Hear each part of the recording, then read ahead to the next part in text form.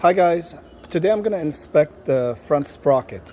So we're going to start off with putting the bike on a stand, and then you want to secure the rear wheel from spinning. Because I have a DCT model and I can't put it in gear, the actual handbrake isn't strong enough to hold it when we are checking the torque on the front sprocket. So I did it this way, with the actual handbrake engaged, so just additional support so that the wheel does not turn, just to give you an idea. All right, if you don't have a stand, you can still do it with the side stand down, and that would be actually beneficial because the wheel is not going to spin. So let's get close up, and we'll start removing the cover and get to the sprocket to see what we're dealing with. Okay, so let's remove the cover. The cover has got two bolts that are holding it in place, and it is an 8mm nut. You have one right over here, and then the second one you can access it by going through this way and reaching it right there. Okay, so these are torqued to 9 foot-pounds so that when you guys are reinstalling it, do not over tighten. All right, let's remove the nuts.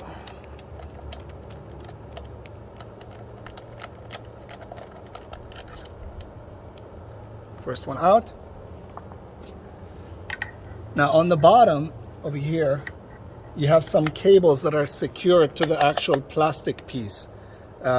Take note of it. There's a clip that is actually holding it in place, which could be a little bit of a pain to remove. Just keep that in mind. Okay. Also, behind the cover over here, you have a metal brace that you also want to remove. It is attached to the plastic, or lies in between the plastic housing and the actual sprocket housing. Here's the second one removed. And also take note of these cables. Do you see how they're routed behind the actual plastic piece? Just keep note so that for reinstallation, so that you guys can know how to put it back on, right? So we're just going to pull this out, and the challenge with this, there it is. Okay, you see the metal bracket over here.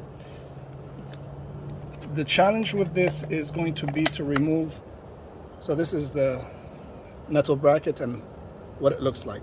Keep note of the direction. Of course, all this needs to be cleaned before reinstallation, so put that aside, and we're going to reinstall it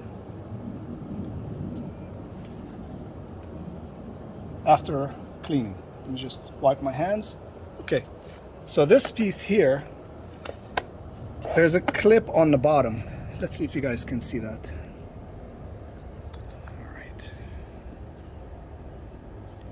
I don't know if it's coming through or not. Let's try to... Yeah, right there at the bottom, all the way down. Okay. That needs to be pushed out, okay? The best way to do this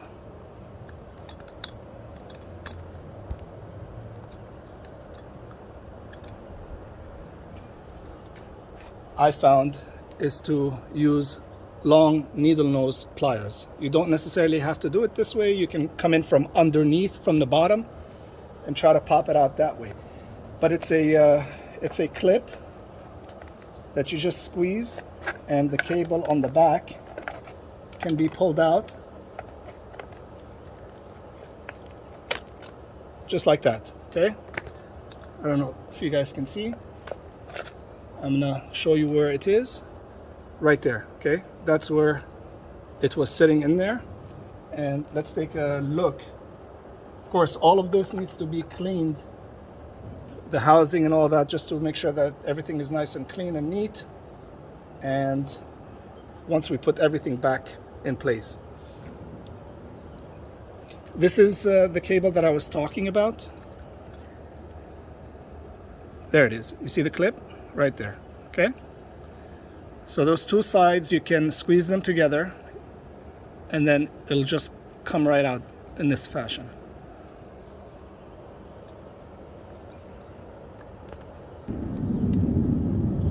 Okay, so it's time for inspecting the sprocket and the chain in this area and the whole general area.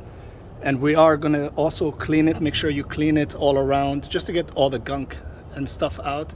So what I did is I like to put a marker on the tooth so that when I do a full rotation, I've inspected every single tooth as I'm rotating the wheel. So what we're going to do now is disengage the brake, remove those braces that I put under the wheel so that the wheel can spin freely. And what we can do is just inspect the teeth, and in person you can see it much clearer and see if there's any rounding, any chipped teeth or anything like that.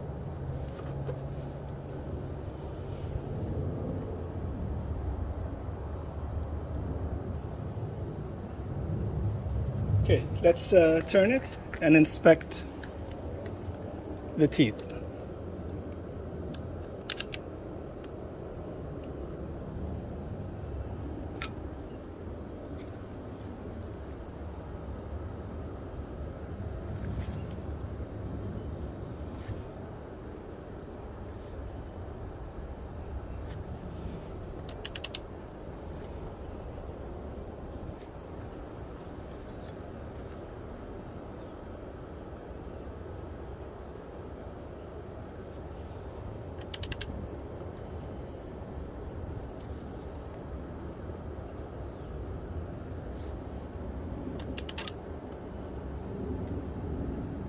So again, I'm looking for any abnormalities, any excessive wear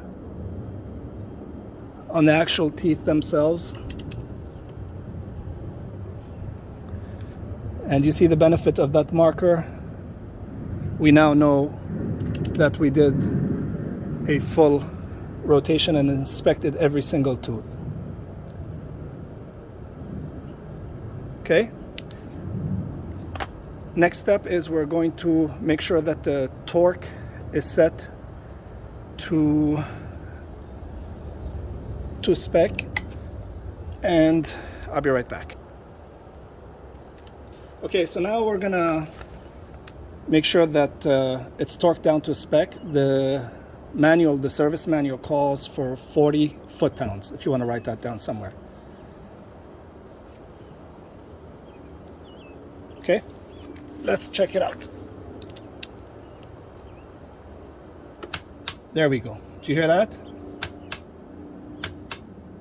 So we are good to go. Next step is going to be to clean everything and then reinstall the cover and secure the cables on the bottom.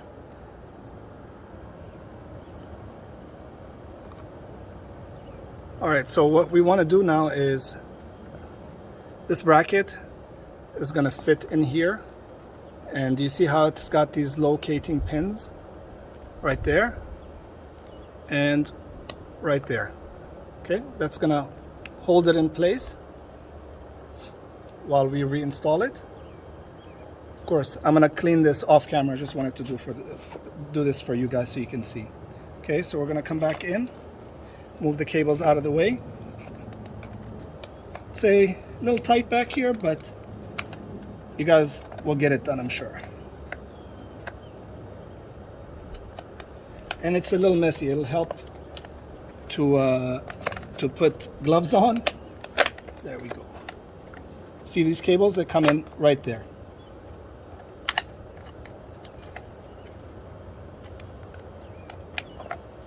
Okay, make sure the bracket is in the locating pins.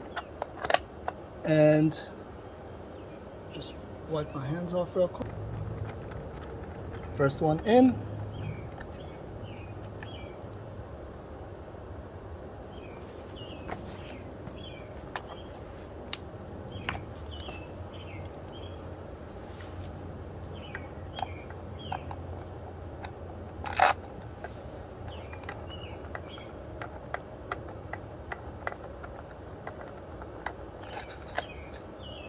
Second one in. Torque it to 9 foot-pounds. Make sure cables are not trapped and they're routed correctly. And then we're going to reinsert the plastic pin on the bottom. Have a great day, guys.